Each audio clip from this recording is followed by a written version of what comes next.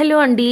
ఎప్పుడూ నేను ఇంట్లోనే బిర్యానీ చేస్తూ ఉంటాను. కానీ ఇవాళ మా పిల్లలకి బయట నుంచి బిర్యానీ తినాలని ఆశ పుట్టింది. సో, వాళ్ళ కోసమని స్విగ్గీ నుండి నేను పాట్‌ఫుల్ అన్న బిర్యానీ నుంచి రెస్టారెంట్ నుంచి నేను బిర్యానీ కొంబో ఆర్డర్ పెట్టానండి. టేస్ట్ అయితే ఓకే. ఓకేగా ఉండింది. అంత చెప్పుకునే విధంగా లేదు.